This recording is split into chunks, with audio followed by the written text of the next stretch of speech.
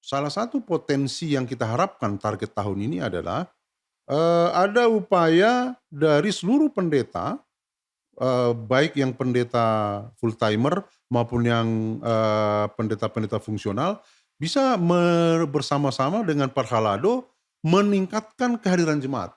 Kalau 32% saja dari hasil survei BPSK itu kita sudah dapat 64%, bisa dibayangkan kalau kehadiran sesuai dengan hasil rapat preses itu diupayakan sampai dengan 75%, itu saja naik kita sudah bisa optimis di angka sampai 70%. Jadi pembagi yang 55% ini yang harus lebih jujur Amang ya. ya kalau saya katakan jujur mungkin karena kita ini sama-sama dalam pelayanan gereja kita, yang mestinya tidak perlulah itu menjadi salah satu tagline kita agar itu tapi marilah kita lebih rasional bahwa yang kita lakukan ini adalah untuk gereja kita yang begitu besar. Shalom Bapak Ibu, teman-teman penonton setia channel YouTube dan Spotify HKBP. Bertemu lagi dengan saya Neti Pasaribu dalam podcast HKBP.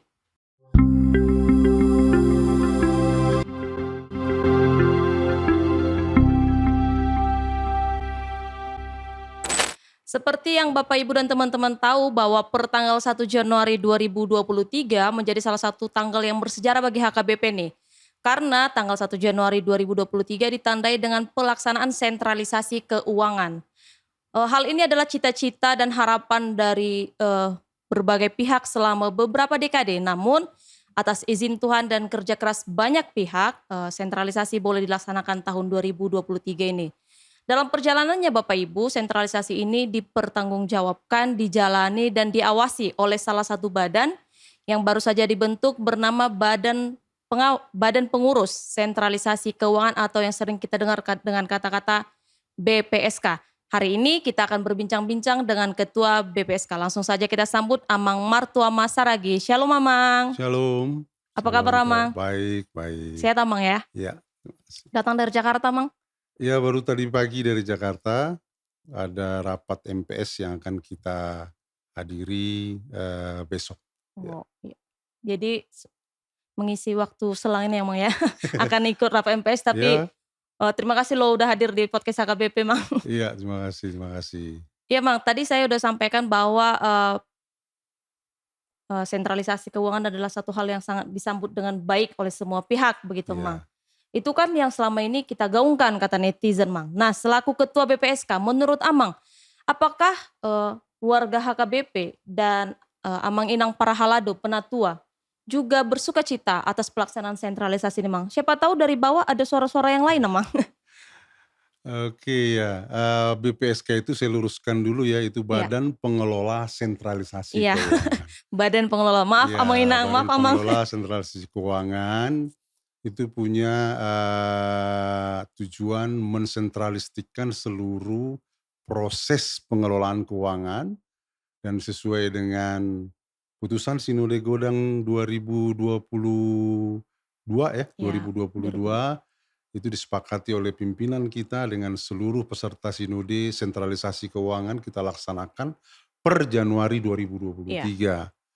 Ya, seperti kita ketahui metode sentralisasi keuangan ini memang sedikit terobosan yang luar biasa dari pimpinan Huria kita sekarang ini, terlebih kepada Pengepurus Dr. Robinson Butar-Butar. Karena apa? Keyakinan yang luar biasa karena terobosan dari keyakinan kita melakukan itu. Karena apa? Selama ini itu tidak bisa kita lakukan karena konsepsi berpikirnya harus ada dulu dana abadinya. Iya benar. Sempat beberapa dekade kepengurusan itu dilakukan tapi selalu gagal. Tapi puji Tuhan dalam masa kepemimpinan sekarang ini kita berani melakukan terobosan dengan menyuarakan konsep kebersamaan sentralisasi ini, walaupun pada saat sentralisasi ini dilakukan kita nggak punya dana abadi apa-apa itu. Berarti itu kalau secara manajemen ini resikonya tinggi. Pengelolaan kita memanage keuangan yang begitu besar, kebutuhan yang begitu besar, wilayah yang begitu luas, kita harus lakukan change management pengelolaan uang dari yang tadinya dia otonom, kita harus lakukan sentralisasi. Nah, Iya. itulah filosofi dari sentralisasi keuangan Iya. ini. Gitu. Iya, jadi gimana nih Bang tanggapan dari Ya, oke, Amang kembali Inang ke jemaat? pertanyaan Inang tadi. Saya kira bagi para jemaat-jemaat kita yang secara pengertian atas pengelolaan keuangan pasti setuju. Iya. Karena salah satu tujuan dari sentralisasi keuangan itu adalah berkeadilan terhadap seluruh pelayanan-pelayanan yang kita laksanakan di Huria, mulai dari daerah terpencil, yang jauh, daerah perkotaan. Dengan melakukan sentralisasi keuangan ini ada pemerataan. Kita ambil contoh saja, yang sangat signifikan adalah pemerataan seluruh gaji atau parbalajo para panggula kita. Para full timer, pendeta, dan para pegawai di kantor pusat, itu semuanya dijadikan dalam satu konsep payroll, konsep strata, konsep grading yang sama dalam jenjang dan sesuai dengan masa kerja, perhitungan dari penggajian mereka, itu salah satu. Kemudian sehingga kita tidak lagi ragu untuk mengirim para pelayan kita ke daerah-daerah terpencil. Iya. Stasi-stasi misi di daerah itu selama ini sulit dikirim oleh pimpinan untuk melayani di sana, karena apa? Yaitu tadi, tidak ada standar penggajian yang sama Iya. terhadap seorang pelayan dengan masa kerja, pengalaman yang sama. Selama ini sebelum sentralisasi itu berbeda pendapatannya. Nah, itu salah satu. Nah, begitu juga dengan program. Apabila pelaksanaan program ini terpusat dalam suatu pola penerapan anggaran dan realisasinya, tentunya pimpinan dapat melakukan monitoring yang bagus, jelas, terukur kepada seluruh pelaksanaan program-program kita, baik di Hatopan, distrik, maupun di tingkat-tingkat Huria. Iya, berarti bahkan dari lini jemaat pun menyambut dengan baik Amang ya? Saya kira begitu, terutama di kota-kota besar yang punya pengertian atas sistem manajemen pengelolaan keuangan. Ini merupakan salah satu strategi yang terukur untuk lebih meningkatkan sumber daya dan hal-hal yang dapat mendukung sentralisasi keuangan ini. Karena seperti kita ketahui, sumber keuangan dari sentralisasi keuangan ini itu ditopang oleh gereja-gereja di wilayah distrik yang memang sudah mapan. Iya. Jadi ada gereja atau distrik penopang memberikan topangan kepada distrik atau gereja-gereja yang memang secara kemampuan ekonominya rendah. Nah, itulah salah satu keunggulan ataupun filosofi operasional dari sentralisasi keuangan ini. Iya. Jadi seharusnya memang disambut dengan gembira Mang ya? Kita harapkan seperti itu. Iya. Saya yakin dengan terutama untuk gereja-gereja kita di luar di daerah-daerah kota, di luar kota besar, Iya. mereka pasti menyambut karena tidak lagi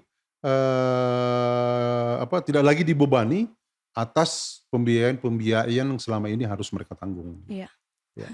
Jadi Amang Inang yang di gerejanya sudah datang pelayan, tolong komen di bawah efek-efek samping, efek positif dari sentralisasi begitu Amang ya.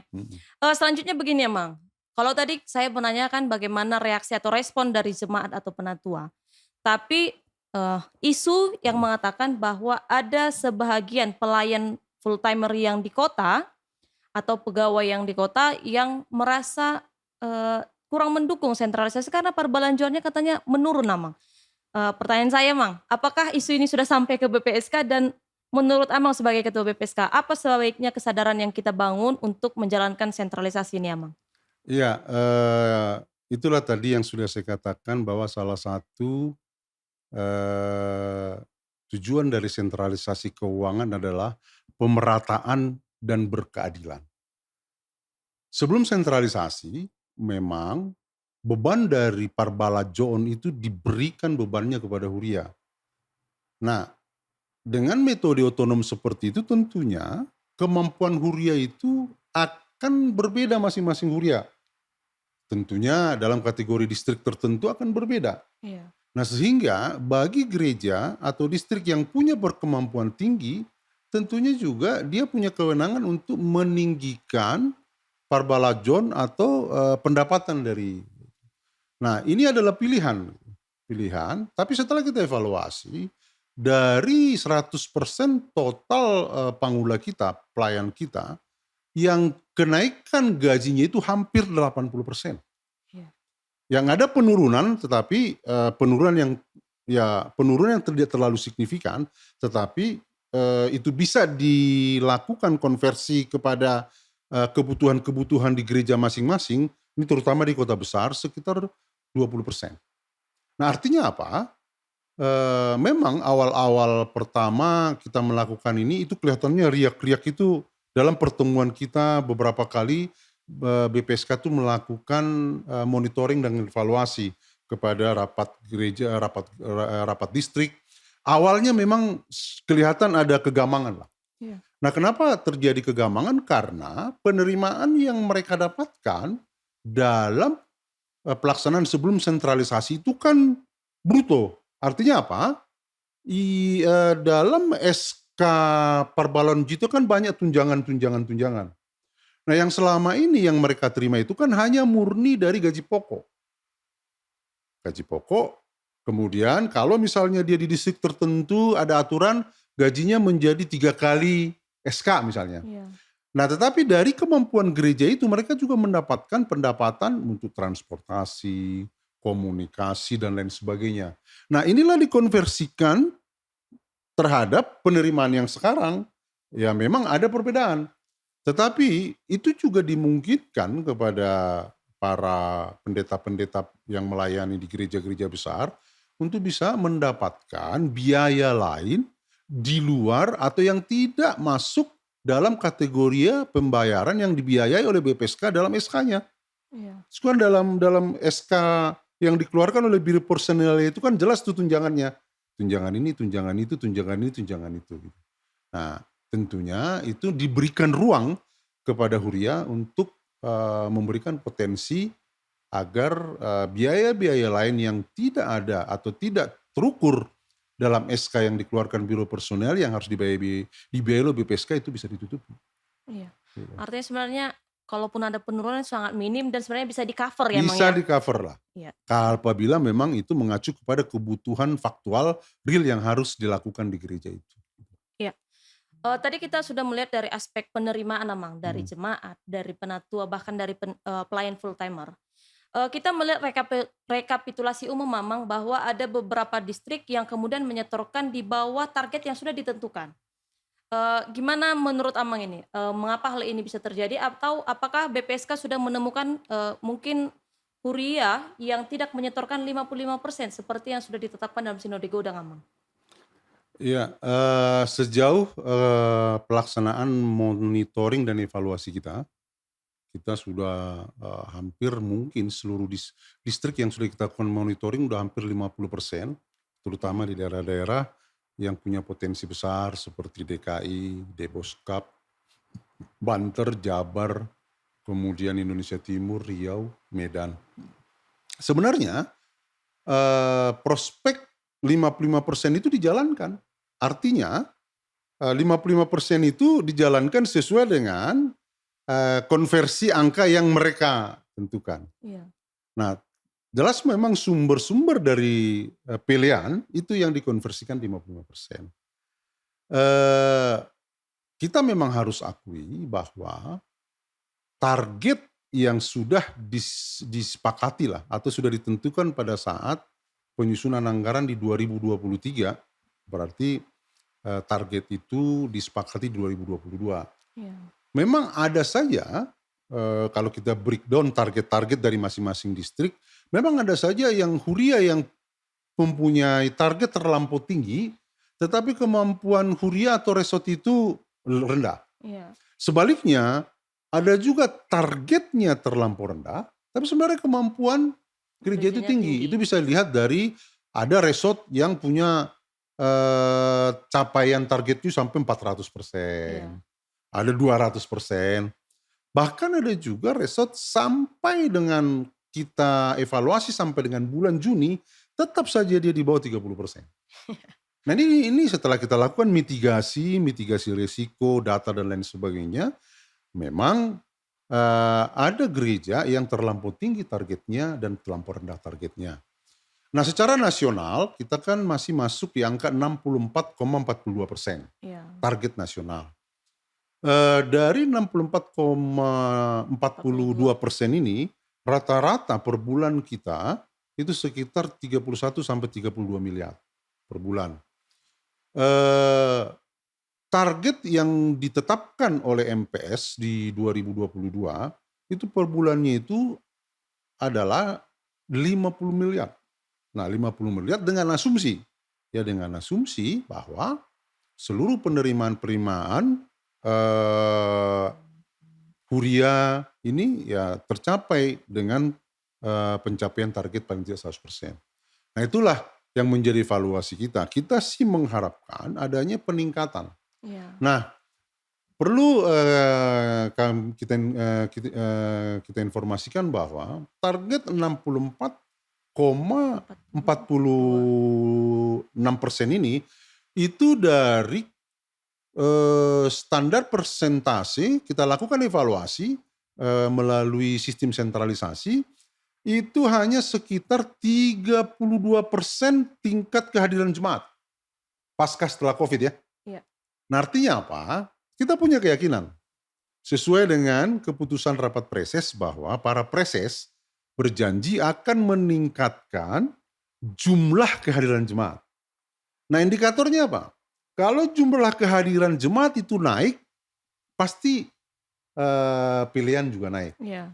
Nah mengindikatorkan kenaikan pilihan itu sangat signifikan apabila upaya dari para Pangula Goktiki kita itu bisa berinovasi melakukan upaya untuk meningkatkan kehadiran. Apakah dengan menambah jam kebaktian, ataukah dengan menambah jenis-jenis ibadah. Contohnya barangkali sudah harus dipikirkan, kalau ibadah minggu itu kan ibadah yang memang ritual kita yang reguler. Iya. Nah mungkin bisa diciptakan ibadah-ibadah di luar itu, di selain hari minggu. Tetapi mungkin apakah hari besar atau hari tertentu. Nah untuk itu salah satu potensi yang kita harapkan target tahun ini adalah ada upaya dari seluruh pendeta, baik yang pendeta full timer maupun yang pendeta-pendeta fungsional, bisa bersama-sama dengan Parhalado meningkatkan kehadiran jemaat. Kalau 32% saja dari hasil survei BPSK itu kita sudah dapat 64%, bisa dibayangkan kalau kehadiran sesuai dengan hasil rapat preses itu diupayakan sampai dengan 75%, itu saja naik kita sudah bisa optimis di angka sampai 70%. Iya. Nah kalau 70 sampai 75% kenaikan dari sentralisasi keuangan, berarti kita sudah bisa masuk ke angka 40 sampai 42 miliar per bulan. Nah artinya apa? Berarti kita sudah optimis untuk melaksanakan kegiatan pembiayaan, perbalajon dan program. Sekarang kan kita yang terkendala dengan pendapatan ini hanya pembayaran program. Iya. Yaitu program yang ada di distrik Resort Resort dan Huria. dan Huria. Itu kira-kira. Iya, karena tadi Abang udah bahas Mang tentang program nih Mang.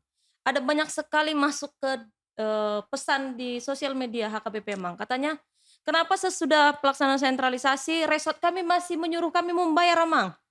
Itu dia dohe pengen sudah nih nah lagi Mang. Jadi sebagai ketua BPSK, bagaimana sih sistem pengawasan yang dilakukan BPSK dan bagaimana sistem pertanggungjawaban BPSK Mang kepada pimpinan juga kepada preses Mang? Ya, kalau kita bicara program ya. Iya. Sebenarnya kalau kita bicara program, jelas memang setiap tahun ranah atau proses pembahasan program itu kan tidak jauh berbeda. Nah yang berbeda saat sentralisasi keuangan ini adalah secara empirik kita bisa mendapatkan data seberapa besar sih total pendapatan optimis kita di satu tahun. Ambil contoh misalnya, Dalam kerangka waktu 6 bulan ini, kita sudah bisa melakukan pemasukan sampai dengan Juli itu sekitar 231 miliar. Nah 231 miliar ini tentunya bisa kita forecast menjadi 1 tahun, bisa sekitar 400 atau 480 miliar. Nah dari 480 miliar per tahun ini, dalam kerangka perencanaan 2024, kita kan sudah bisa dia naikkan inflasi 5%, kemudian ada optimisme dari pelayan untuk menaikkan kehadiran jemaat, mungkin sekitar 5-10%. Nah artinya proses penganggaran kita dan proses pelaksanaan program kita mudah-mudahan dengan adanya tren kenaikan ini, seluruh program yang diusulkan nanti itu bisa kita biayai. Namun sekali lagi ada kekhususan di tahun ini dalam rangka proses penganggaran program. Sesuai dengan arahan pimpinan untuk menjangkau atau membahas program-program di hatopan distrik dan Di resort. resort, kita keluarkan semacam guidance pagu. Jadi pagu. Nah pagu anggaran ini kita plot dari potensi penerimaan kita di tahun 2023. Dari tahun 2023 nanti konsultasi dengan Komisi Keuangan, kita naikkanlah sekitar 5-10%. Sehingga total penerimaan kita inilah kita jadikan pagu anggaran. Memang yang paling besar adalah biaya perbalajon kita. Ya. Biaya perbalajon kita dari seluruh total anggaran di 2023 saja itu sudah hampir 80-85%. Total anggaran kita di 2023 misalnya dari 548 miliar, itu 400 miliar sudah habis untuk pelajar. Nah di tahun ini kita harus memprediksi atau menganggarkan kenaikan gaji berkala, kemudian penambahan pangula kita ada Ya. sekitar 270, Ya. kemudian rencana lagi penerimaan di 2024. Nah ini menjadi salah satu perhitungan yang harus kita perhitungkan dan diakuokrasikan dengan forecast penerimaan kita 2024.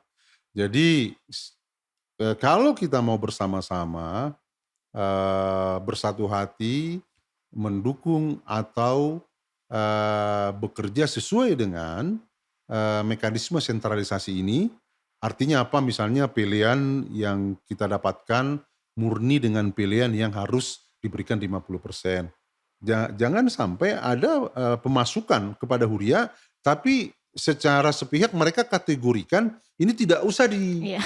55%. Tidak dipotong Nah 55% ya Bang ya? ini kan perlu kejujuran. Kenapa saya bilang begitu? Kejujuran karena pada saat seorang jemaat ingin memberikan persembahan, dia tidak berpikir lagi bahwa persembahan itu hanya untuk Huria itu. Iya. Kita sudah berpikir bahwa persembahan ini untuk membangun gereja kita Nabolon itu yang begitu besar. Iya. Gereja kita yang harus kita bangun di daerah terpencil. Stasi-stasi misi kita yang begitu besar. Memang selama ini belum bisa kita jangkau semua. Tapi mudah-mudahan lah dengan program sentralisasi keuangan ini itu semua bisa kita jangkau. Iya. Jadi menjawab Hmm. pertanyaan tentang program tadi sebenarnya PPSK sudah memberikan walaupun tidak penuh Amang ya seperti yang dibutuhkan oleh resort-resort atau distrik Amang ya. Lalu begini Amang, tadi saya mendengar Amang menyebutkan angka-angka dan saya sangat Hmm. takut dengan angka-angka nih Hmm. Mang. Jadi karena ini pertanyaan saya selanjutnya adalah tentang angka-angka uang juga, saya akan membaca Mang. Hmm. Berdasarkan laporan keuangan yang telah disampaikan PPSK per Juli 2023, pemasukan yang diterima itu kira-kira 242 miliar. Dengan keterangan dari persembahan sentralisasi ada 231 miliar dan 11 miliar dari saldo kantor pusat HKBP tahun 2022. Dari laporan ini Amang kita dapat lihat bahwa rata-rata persembahan sentralisasi yang masuk per bulan adalah 11 miliar. Dan angka ini masih jauh dari apa yang ditetapkan oleh MPS yaitu sekitar 40 miliar. Setelah berjalan 7 bulan Amang, menurut Amang sebagai Ketua BPSK, apa yang perlu dievaluasi terkait pemasukan sentralisasi ini dan apa yang perlu kita tingkatkan bersama agar pemasukan dapat mencapai target yang telah ditetapkan oleh MPS Amang? Ya saya koreksi sedikit, Iya. penerimaan kita 242 miliar sampai dengan Juli. Iya, Mang. Sehingga faktor pembaginya, bukan dengan 1 tahun, nah ini kan 11 miliar. Iya iya, Dua Mang. ratus empat puluh dua itu per bulannya itu udah 32 miliar. Oke. Jadi 31 sampai 32 miliar. Nah itu tadi, itu masih 42. 64,46% Iya. dari total, target penerimaan kita di 2023. Nah, eee, target yang ditentukan adalah memang oleh MPS sekitar 40 sampai 50 miliar. Nah untuk itu, tidak ada pilihan lain bahwa kita harus meningkatkan target penerimaan pilihan kita dari huri-huria. Seperti tadi, kita mengharapkan ada, eee, perhitungan yang realistis dari masing-masing huria dalam rangka, men-floating, bagian-bagian penerimaan gereja yang memang menjadi, pembagi 55% yang di-store ke kantor pusat. Misalnya contohnya ada jenis-jenis pilihan yang sudah jelas, dalam, PPKU kita yang harus diberikan. Kemudian, selama ini, iuran-iuran dari para jemaat, itu juga barangkali, mesti ditingkatkan dan itu, dalam program sentralisasi juga diwajibkan menjadi pelean iuran yang diberikan kepada sentralisasi keuangan 55%. Ini yang mungkin perlu, pemahaman yang, lebih dewasa kepada kita, terutama para halado, agar, lebih mengakurasikan Iya. penyetoran 55% itu. Kalau persentase 50% itu kita yakin karena memang itu hitungan. Jadi pembagi yang 55% ini, yang harus lebih Lebih jujur, Mang, ya? lebih ya kalau saya katakan jujur mungkin karena kita ini, sama-sama dalam pelayanan gereja kita, yang mestinya tidak perlulah itu menjadi salah satu tagline, kita agar itu tapi marilah kita lebih rasional bahwa yang kita lakukan ini adalah untuk gereja kita yang begitu besar, dengan jangkauan yang begitu luas dan, beban, pelayanan yang begitu tinggi, gitu kira-kira. Iya. Tadi ketika kita off cam Mamang juga sudah menyinggung sedikit terkait, salah satu pemasukan untuk BPSK yaitu tentang sumbangan sukarela begitu, Mang. Tapi di sisi lain memang kita ini sebenarnya HKBP punya banyak sekali aset. Kita Ya. punya Sopomar Pikir, kita punya percetakan, kita punya Zaitun Silangit dan masih banyak lagi badan-badan usaha yang dimiliki oleh HKBP. Menurut Amang apa yang harus kita lakukan HKBP ya, HKBP Nabolon ini seperti yang Amang sampaikan, agar aset HKBP dapat juga menunjang pemasukan sentralisasi, Amang? Ya, sesuai dengan PPKU kita dan amanat dari, SK yang diberikan kepada BPSK, ada beberapa sumber pemasukan ke depan yang bisa kita explore, yang bisa kita optimalkan pemasukannya dari pertama, dari, badan-badan, lembaga-lembaga atau yayasan HKBP yang bisa memberikan kontribusi pemasukan yang tidak berlawanan dengan aturan dan peraturan kita. Iya. Ambil contoh misalnya seperti tadi sudah, Inang sampaikan kita punya percetakan. Nah secepatnya badan-badan ini melakukan pembenahan kepada internal agar bisa mengeluarkan laporan yang akuntabel. Laporan yang akuntabel artinya bisa jelas kita ketahui bahwa, usaha ini atau unit ini sehat, Iya. punya potensi untuk bisa berkontribusi dalam rangka pemenuhan sentralisasi keuangan. Ambil contoh misalnya percetakan. Kemudian kita juga punya, Yayasan Lomensen. Yayasan Lomensen kan juga punya, eee, potensi pendapatan. Apakah itu bentuk, uang kuliah, apakah bentuk bantuan baik dari pemerintah atau hal lainnya. Nah, apakah dimungkinkan mereka untuk memberikan kontribusi? Tinggal diatur. Iya. Tinggal diatur, karena kita ketahui bahwa aset-aset yang ada di situ semua adalah aset HKBP. Nah inilah, dalam rangka, awal-awal ini menjadi penjajakan kita. Kita akan lakukan dulu, pengaturan, pembenahan, dan, pemberian, pemahaman bahwa seluruh unit-unit ini harus membuat laporan yang akuntabel dan transparan. Sehingga kita bisa melihat apakah nih unit ini bisa dijadikan potensi, untuk, berkontribusi kepada BPSK atau justru memang yang harus dibiayai. Iya. Kan, kita juga punya unit yang harus memang kita biayai. Misalnya sekolah Bible Flow, Iya. ya itu kan belum bisa mandiri juga. Tetapi puji Tuhan memang dari, unit-unit kita yang besar ini ada yang sudah mandiri, artinya dia tidak disubsidi lagi. Nah yang seperti inilah mungkin ke depan kita akan bisa mengharapkan ada potensi penerimaan dari mereka. Kemudian mengenai Sopono Mensen, kita punya juga ke depan Sopomar Pikir. Tahun ini target kita adalah melakukan kajian sistem pengelolaan agar nanti pada saatnya kita bisa tentukan melalui kebijakan pimpinan bahwa unit ini adalah unit yang profesional, yang mandiri, yang sudah bisa membiayai diri sendiri, tentunya nanti juga diharapkan berkontribusi kepada sentralisasi keuangan.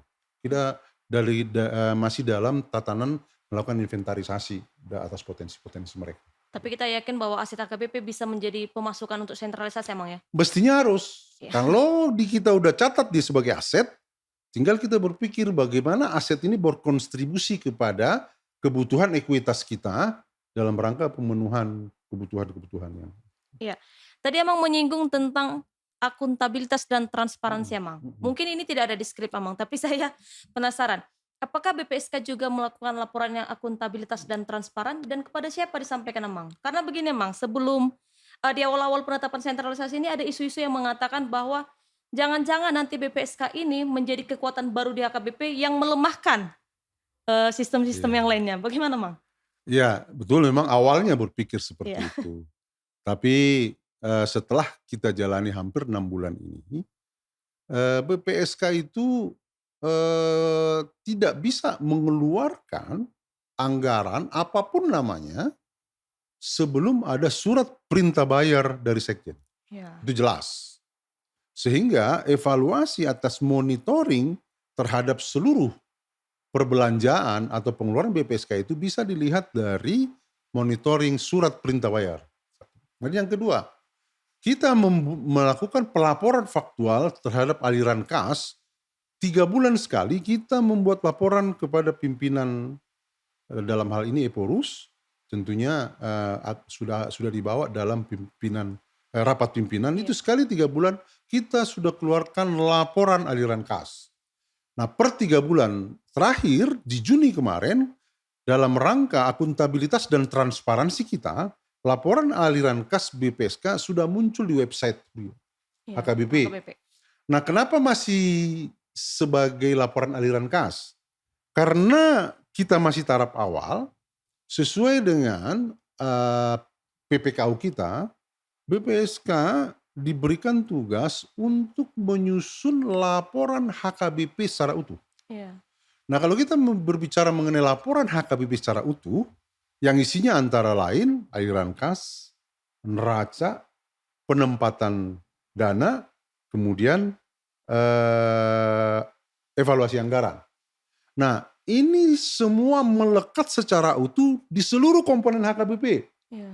Kalau kita bicara utuh komponen HKBP sebagai unit pelaporan yang harus mengeluarkan laporan, antara lain adalah kalau kita bicara HKBP secara utuh, pertama Hatopan. Hatopan dengan pengguna anggaran itu harus mengeluarkan dan memberikan laporan. Iya. Yang kedua, seluruh unit yang berkaitan dengan anggaran. Antara lain, misalnya Sekolah Bible Flow, terus Diakones, kemudian STT, kemudian Yayasan No Mensen. Mereka harus mengeluarkan laporannya kepada, kalau PPKU kan, kalau dari Hatopan berikan ke Sekjen. Nah nanti BPSK kan merefer kepada sekjen mengakumulasikan laporan itu untuk menjadi laporan utuh BPSK. Iya. Apakah itu berupa laporan konsolidasi atau apakah laporan itu sebagai catatan atas laporan keuangan secara utuh, itu nanti kita akan formulasikan. Kemudian distrik juga harus mendapatkan laporan dari pengguna anggaran distrik kan preses. Iya. Jadi resort Huria itu harus memberikan laporan kepada distrik. Kita kan ada 33 distrik ya. Iya, Jadi 33 distrik ini harus dihimpun oleh BPSK. Kemudian kita juga harus menghimpun laporan keuangan dari Hatopan. Kita juga harus himpun semua laporan keuangan dari unit. Setelah itu kita harus memastikan dari laporan keuangan ini kita harus satukan aset. Nah pertanyaannya sekarang, bagaimana perlakuan kita kepada aset yang dikuasai atau dicatat oleh Hatopan dan aset yang dicatat oleh distrik dan aset yang dicatat oleh Huria. Ini kan harus kita konsolidasikan. Dan ini perlu judgement atau putusan dari pimpinan seperti apa pencatatan ini. Mudah-mudahan, kalaupun tahun ini atau berapa tahun lagi, kita harus bisa membuat sebuah laporan HKBP yang utuh, yang di dalamnya sudah tercakup semua, mulai dari Huria sampai dengan Hatopan. Itulah filosofi dari laporan keuangan yang dimaksud pemahaman kami oleh PPKU, laporan keuangan HKBP secara utuh. Iya.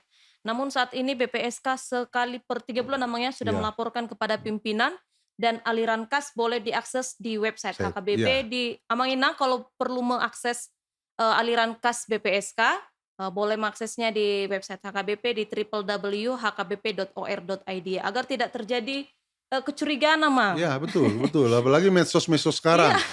Sampai ada dibilang BPSK itu gajinya besar sekali. Artinya silahkan kita terbuka, diakses juga terbuka untuk memberikan jawaban dalam menu sentralisasi keuangan itu ada menu untuk pelaporan, komunikasi, itu hampir kita pengaduan itu rata-rata 1 hari bisa sampai 10 sampai 20 sampai 30. Dan itu kita jawab semua. Jadi BPSK terbuka untuk Terbuka, itu. ya. Dan BPSK Manginang tidak pernah mengeluarkan uang tanpa surat perintah dari Amang Sekretaris Jenderal HKBP. Begitu, Mang ya? Betul. Jadi BPSK tidak menguasai uang HKBP. Mengelola benar, Mang sesuai ya? instruksi dari amanat Sinode Godang. Supaya Gitu. tidak terjadi kecurigaan dan saling menyalahkan, Betul. Amang. Memang harus kita informasikan. Secara mendalam dan meluas kepada seluruh jemaat. Iya, Mang. Kita mundur sedikit, Amang, terkait perbalanjoan. Iya. Terutama di kami nih, Mang, calon-calon. Katanya ada isu-isu balanjo akan diturunkan, Amang. Benar nggak, Amang? Apakah jumlah balanjo pelayan akan dievaluasi? Jika benar, Amang, apa dasarnya? Jadi begini, kebijakan atas balanjo kaitannya adalah pengelolaan SDM yaitu personalia. Jadi BPSK tidak punya kewenangan untuk mengevaluasi balanjo. Itu saya kasih garis bawah. Yang mempunyai kewenangan untuk mengevaluasi balanjo adalah pimpinan HKBP. Secara manajerial dia dilakukan kajian di Biro Personalia. Jadi BPSK setiap bulannya pada saat kita akan membayar balanjo itu kita membayar sesuai data yang dikirim oleh Biro Personalia. Jadi BPSK tidak boleh atau tidak punya kewajiban untuk menambah, mengurangi ataupun menurunkan balanjo. Jadi itu semuanya kewenangannya ada di pimpinan dan formulasi perhitungan mulai dari gaji pokok, tunjangan itu semuanya ada di Biro Personalia. Begitu. Jadi satu fun fact lagi tentang BPSK bahwa BPSK tidak memutuskan jumlah balanjo dari pelayan. Tidak punya kewenangan itu. Dalam PPKU kita nggak ada kewenangan BPSK untuk itu. Iya, jadi ada banyak sekali DM-DM seperti itu, Mang. Benar nggak, Min, bahwa BPSK akan menurunkan balanjo gitu? Oke, selanjutnya pertanyaan begini, Mang. Ada banyak juga masukan dari teman-teman netizen di sosial media. Katanya BPSK ini perlu mengevaluasi tentang sentralisasi. Sebagai Ketua BPSK Amang, setelah berjalan 7 bulan sentralisasi, apakah Amang melihat bahwa ada hal-hal yang perlu dievaluasi dari sentralisasi? Layaknya sebuah program, new program pasti ada evaluation Iya. dan monitoring and evaluation. Monitoringnya kita bisa melihat dari pelaksanaan, evaluasi kita melihatnya dari rencana ke target, kita bermain di situ. Kalau kita bicara pelaksanaan dan target, itu yang kita evaluasi. Ternyata gitu kan, ternyata dari sesi 6 bulan ini, itu tidak mencapai target, hanya 64,4%. Iya. Kita mitigasi risikonya. Kenapa mitigasi risikonya? Yang kita evaluasi bukan sentralisasinya. Iya. Yang kita evaluasi adalah bagaimana program perjalanan sentralisasi ini masih belum optimal terhadap target yang harus kita capai. Nah, sehingga kita mengevaluasi, apa yang kita evaluasi? Pertama yang kita evaluasi adalah mengenai target. Banyak para huria kita yang komplain kepada target. Ada yang gerejanya kecil tapi targetnya terlampau besar. Iya. Ada gerejanya besar tapi targetnya terlampau kecil. Sehingga apa? Dalam rapat preses kita katakan, silahkan preses mengevaluasi target di resort masing-masing. Tetapi harus fair juga. Artinya harus ada redistribusi target atas pencapaian dari target utama di distrik itu.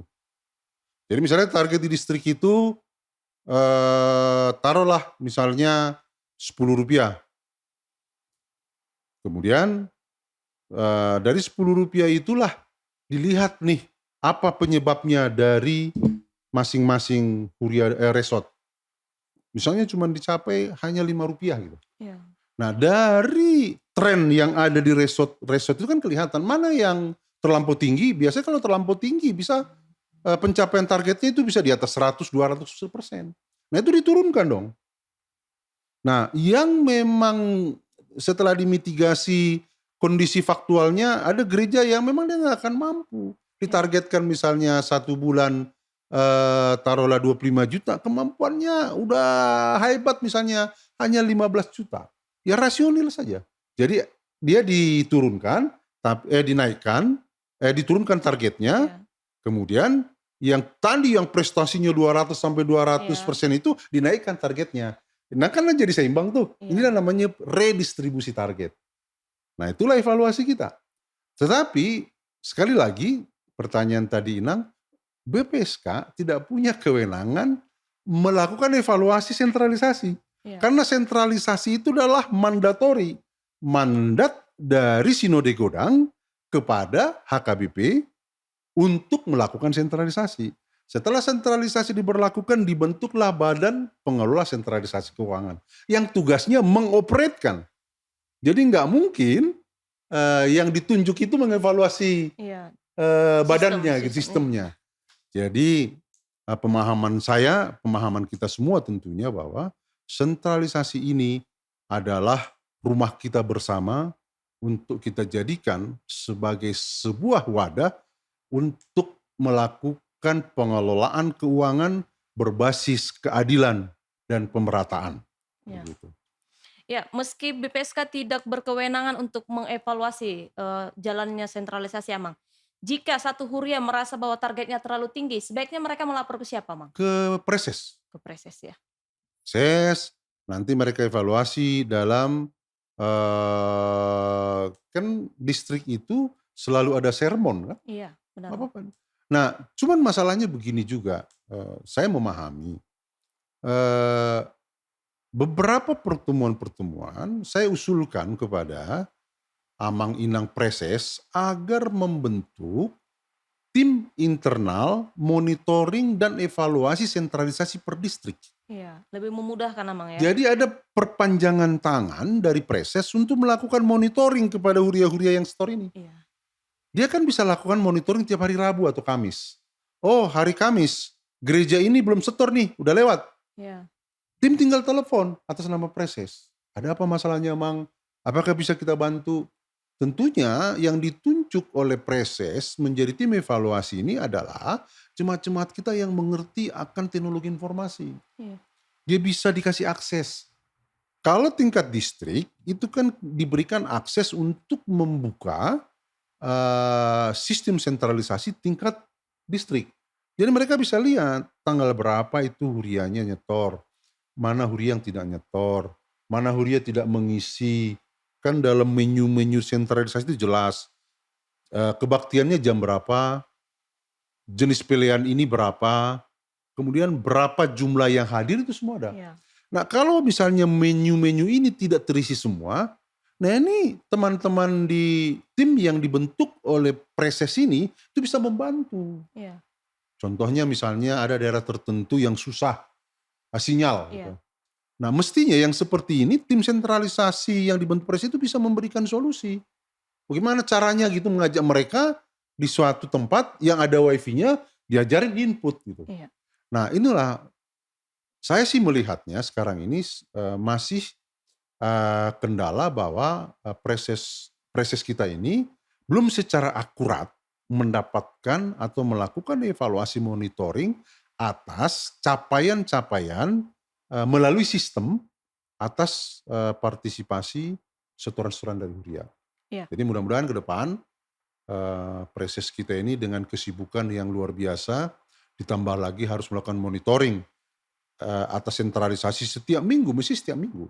Nah ini bisa didelegasikan kepada tim yang dibentuk oleh jemaat kita yang rindu, yang terbeban, yang memberikan dirinya untuk melayani dalam rangka sentralisasi keuangan kita. Iya. Sebab ada banyak sekali pengaduan Amang di sosial media yang merasa bahwa sentralisasi atau masalah keuangan di gerejanya itu tidak tepat, ditangani tidak tepat dan mengatakan BPSK tolong audit atau pusat tolong langsung turun mengaudit. Iya, Bukan seperti itu sistemnya Amang Inang. Jadi Amang Inang yang merasa bahwa pelaksanaan sentralisasi atau keuangan di gerejanya memiliki sedikit masalah, kita sebut saja masalah, silakan Amang Inang menghubungi Uluan Huria atau pendeta resort atau boleh menyampaikan aduannya kepada preses setempat iya begitu. betul.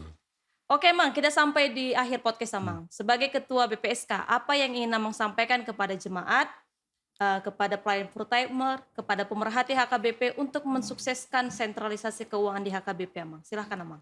Iya baik, kita dalam melaksanakan sentralisasi ini filosofinya bukan berlari sprint 100 meter.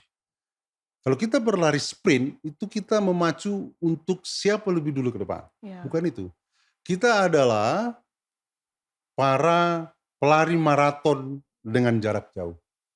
Kita harus atur ritme sumber daya kita harus atur ritme tenaga kita sehingga kita sampai di tujuan sesuai dengan kemampuan kita. Nah filosofinya itu.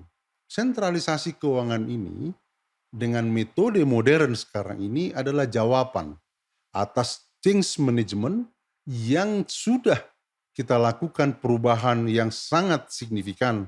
Mungkin ini adalah terobosan yang luar biasa. Walaupun dengan risiko tinggi, tetapi dengan keimanan kita, dengan kemampuan melakukan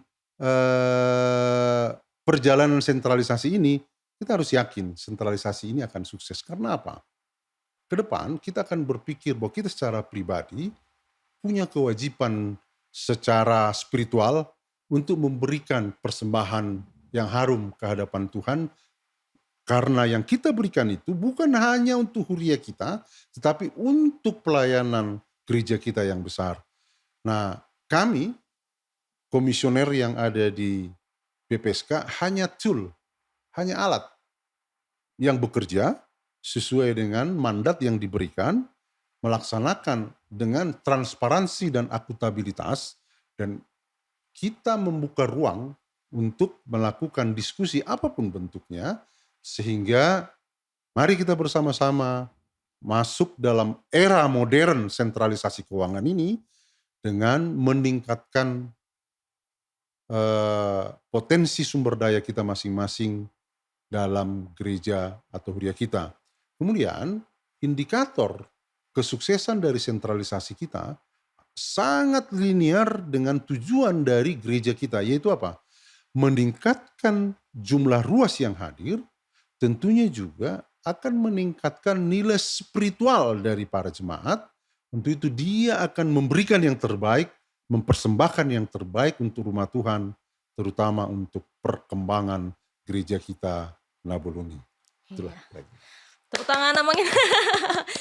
Oke, Mang, terima kasih sudah hadir podcast HKBP. Semoga sentralisasi terus berjalan dengan baik. Amang Inang Komisioner BPSK juga sehat melaksanakan tugas ini, Ya, Amang. terima Eh, kasih. ya, Mang. Terima kasih Amang Inang yang sudah menyaksikan podcast hari ini. Bersama Amang Martua Masaragi, kita masih akan bertemu di podcast selanjutnya bersama narasumber dan perbincangan menarik lainnya. Terima kasih, Tuhan Yesus memberkati. Shalom. Shalom.